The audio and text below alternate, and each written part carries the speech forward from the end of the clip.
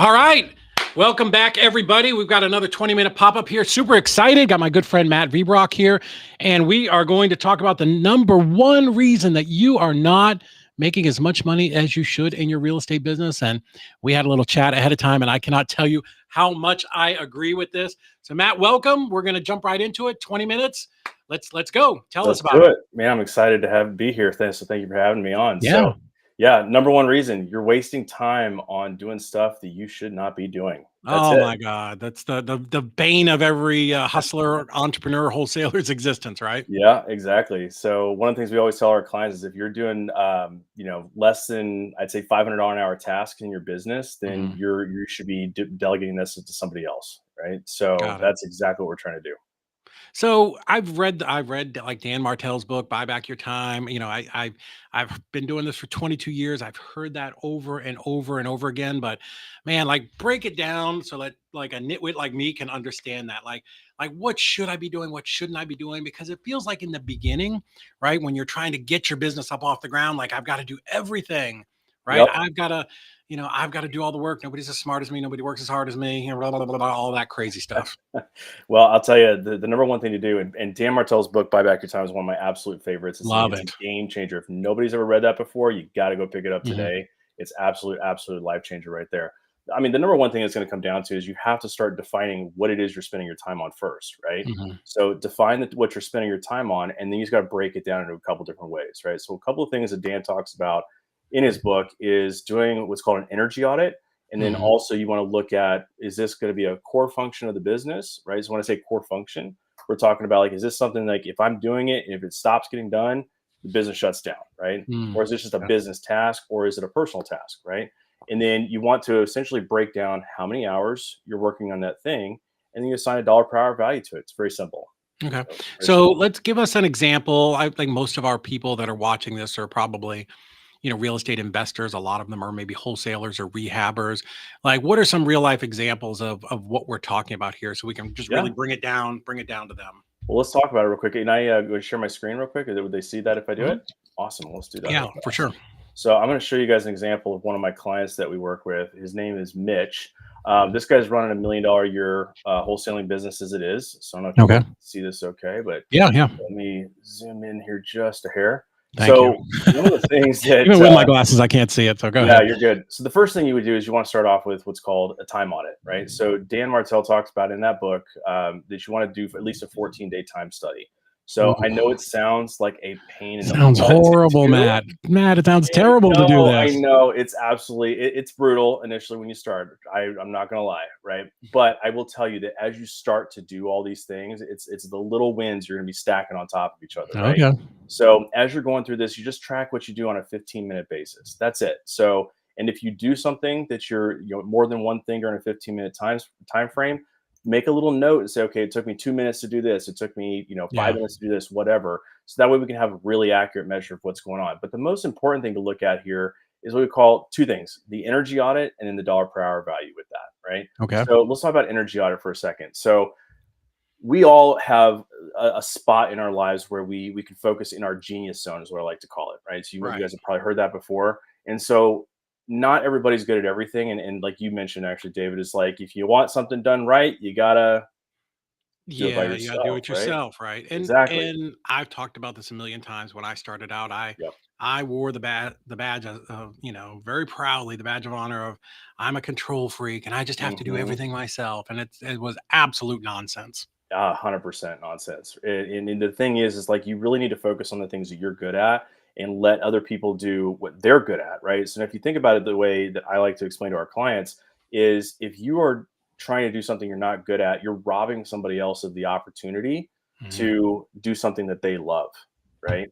So, and that way you can also be making a ton more money when you're focusing on your genius zone. Yeah. So, you're focusing on what your energy is because we all have a certain amount of energy through during the day, right? Like for me, I know I'm Mhm. only good from about 10 a.m. until about 2 p.m. and I'm done. I call it quits at the end of the day. Yeah, dude, Like, yeah, I tell yeah, people I don't really peak until yep, about 11:30, and then it's yep, down at 1 o'clock. It's a yep. very small window of where I'm pumped up. Yeah. So, and during that time, if we're all limited on the amount of time that we have in order to get the things done that need to get done, we need to be focused on the highest leverage activities we possibly can. Right. Mhm. So, a huge part of that is focus on the energy that you have in this. So, when you're doing this time study, you want to rank each one of those things that you're doing on. Let's say a one is that you love it, you're great at that's your genius zone. Right. Yeah. Two is you like it, you're good at it. It's just work. Right. And a three is you don't like it, but you're okay at it. So think about like email is a perfect example, right? Or managing your Sure. computer.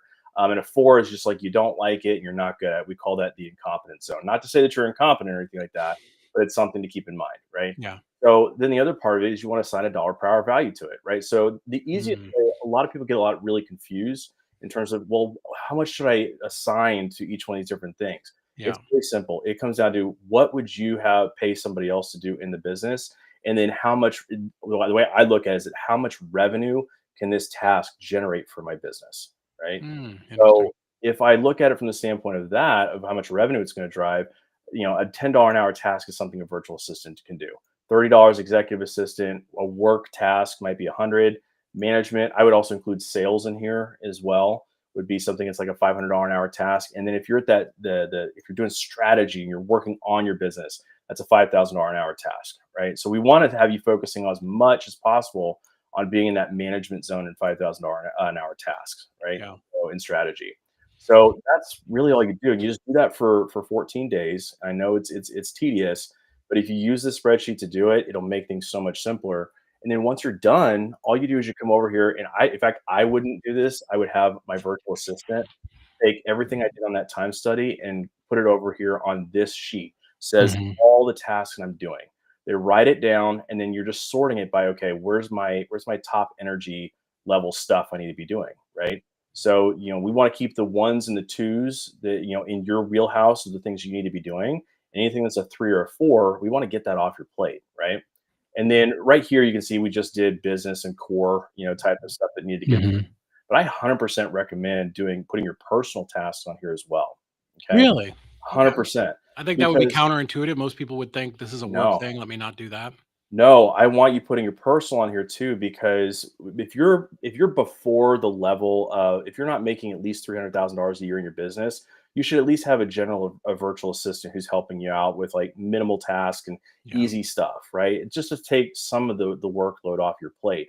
But once Mhm. you get to that $300,000 a year level, your business should be able to start sustaining itself and be able to afford you bringing on a US based executive assistant. Now, that Right. executive assistant, I actually turn them into my personal assistant as well. Right. Right. So I want all these personal tasks on here because I mean Mhm. it's your life. So this could be your entire life. You basically can outsource a lot of it. It's pretty cool. Um, So cool. I'm gonna make a note because I want to come back to that here in a little yeah, bit. yeah. So the other part of it is you're going to put down what that task is, and you want to write down what the department is, how much time it took you to do it, and is there an SOP for this task? Yes or no? And Mm, SOP stands for standard operating procedure. right. Okay. Got it. Then you just put that dollar per hour value for it, and it actually will tell you what's the value creation that you have given to your company by doing that task, right? Hmm. So then we took from Dan Martell's book, he calls it what's called the drip matrix. Yeah. So with that, you probably know this, David, but so he talks about your production zone, your Right. replacement, delegation, and then Mhm. investment. So the the the D is the D and the I. The I is not really going to show up on here except for the personal task for the most part. But if it's something that's in your production zone, that's the stuff you want to keep, right? Yeah. The cool thing about this is it will, based on what you put on here for your energy audit and the dollar per hour, it'll tell you Yeah. exactly where it needs to fall in the drip matrix. Now, here's the kicker: when you figure all this stuff out, you want to make sure you're putting who's the future owner of this, if it's something that's going to be on the replacement or the delegation quadrant. Okay. So that's as simple as it gets, right? And as you can see up here, what it's going to tell you is like, okay, how many days we do our time study, and then based on everything that's on here, what's the average value per hour we created for the company? What's the Mhm. total value created on a daily basis over five, like in a working week? And then yearly, this is the one that most people care about, is how much is we're generating for the company. When we did this for my client, it actually almost came out exactly to this number. It Really? was crazy. So the cool part about it was we figured, okay, so he's working 27.3 hours a week in his business when he was doing this. And now we call Dan talks about figuring out what's your buyback rate, right? So the buyback rate is something like this is what you want to be able, this is what you can afford to pay other people on your team. And you can split this up between multiple different people or one person, whatever it might be. And this is how much you have to afford to pay other people, right? So now that you've got all your tasks listed out, you come over here, you put them on the tasks that you're going to keep. Like we said, everything that's a one or a two. Check this out, David. Look at what his dollar per hour value went up to just by doing that. Oh, wow. He was at $804. Yeah. Now he's up to 1152. Mm, And now his total yearly value creation went down a little bit, but look how much time he saved. right. He went from 27.3 to 9 hours a week in his business.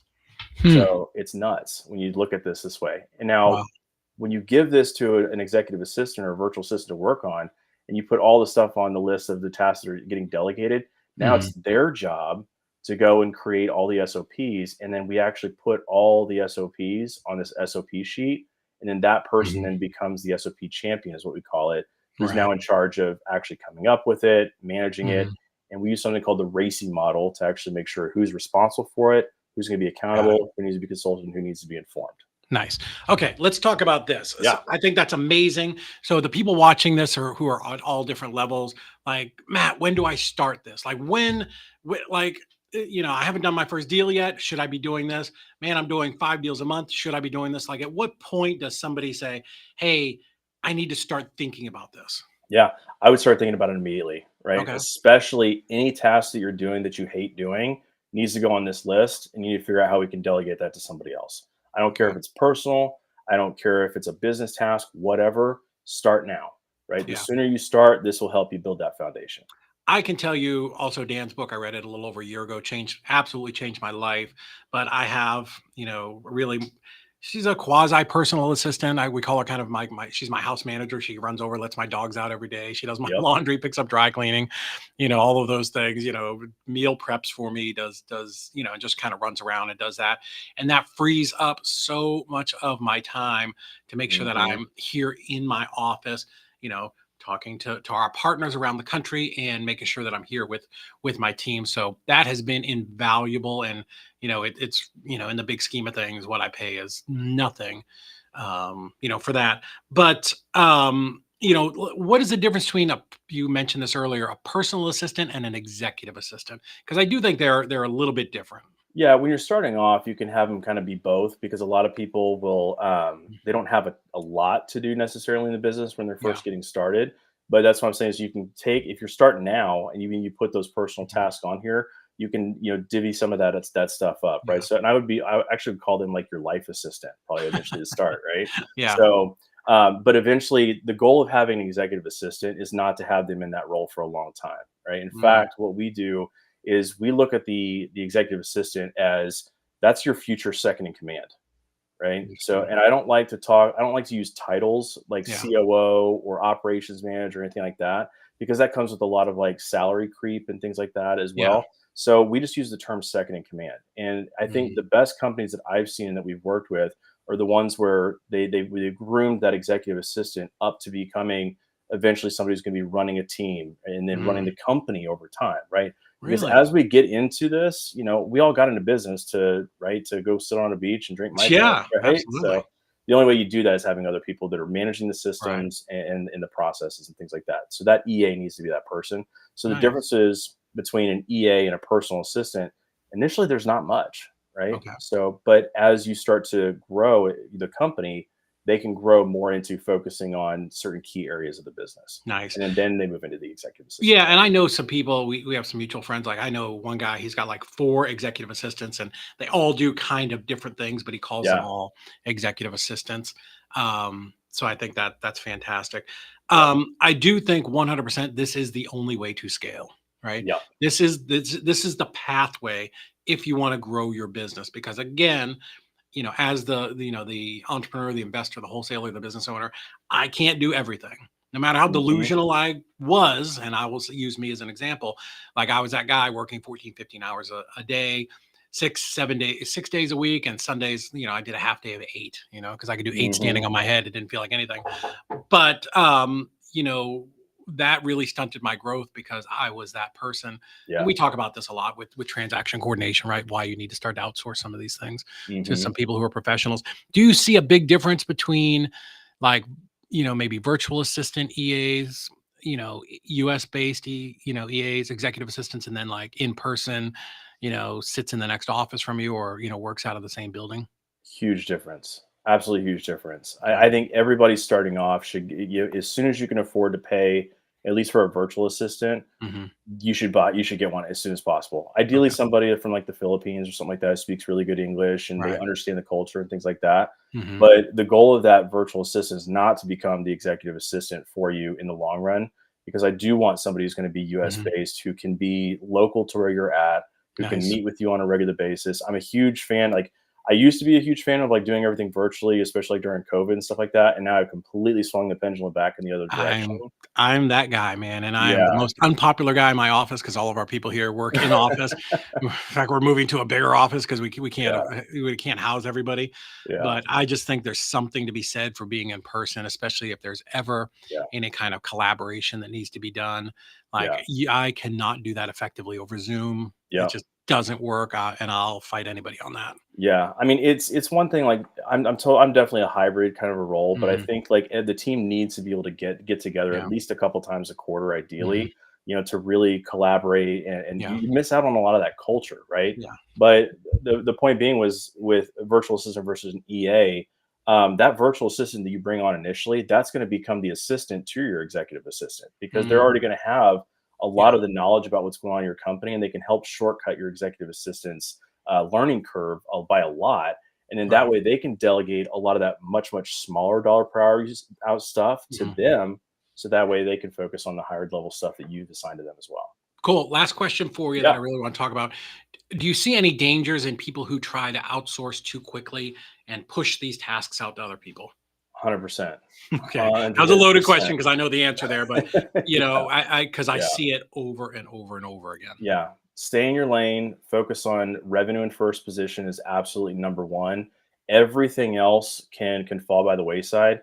If all you got from this call today was if you go get something like Loom, or even if you use Google Meet, and anytime you do something more than once and you record it and then Yeah. just put it in a Google Drive folder and then let your virtual assistant or your EA, if you in the future, go ahead and coalesce all that data and create that SOP playbook for you. But at Right. least getting it out of your brain and into some sort of recording Yeah. is super helpful. But just stay focused on what you need to do, and that's go make money and go make Yeah. sales happen. I was so hesitant to do that in the early days, and even my brother tried to get me to do it, and I didn't. I'm like, why do I want to get a VA to do this? I can just do it myself faster, than Hmm. training them, and then they're going to leave. Like it was just the dumbest thing ever.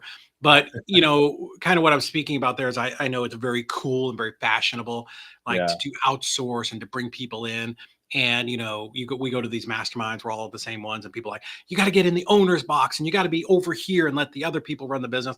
And I've seen that time and time again in our business. yeah, People run their business into the wall because they don't keep their fingers on what's going on. They don't keep their yeah. fingers on the pulse. And again, like I said, I've just seen that happen so many times. Business is a marathon; it's not a Yeah. sprint. So take your time, do the right steps, and you're going to be Yeah. in great shape. So, Yeah, and it takes time to find those people where, hmm, I'm at a point in my business where I can step away and leave for a month and things will still run. yeah, But it took me, I've been doing this for 22 years too, and it takes yeah, time to find those people who believe in the vision, they're on the mission with you, they understand where you're going, and you can start to put those people in place. absolutely. It's cool, man. I went a little bit longer than I thought, but tell me, like, this is amazing. How do people get a hold of you if they want some guidance? I'm imagine, Yeah. you guys can help them set this up. Yep, just go book a free strategy call with us. If you just go to easyrei.letsgrowcoo.com. So Okay. that's easyrei.letsgrowcoo.com. Just Nice. fill out the form there, book a strategy time, and then my team is actually going to reach out to you to schedule the time directly on my calendar. You'll be talking directly with me. So, Mhm. and we do it for a 30 minute time block. and Nice. we'll get you pointed in the right direction. Awesome. Thank you so much. And social media, where can they find you real fast? Yeah, we're on Facebook, so if you just look up letsgrowcoo.com and Instagram as well. So our social media game is not quite where we want it to be, but we're getting Mhm. there. So Awesome. yeah, Matt, thank you so much, man. I really appreciate you absolutely. and all Appreciate the it.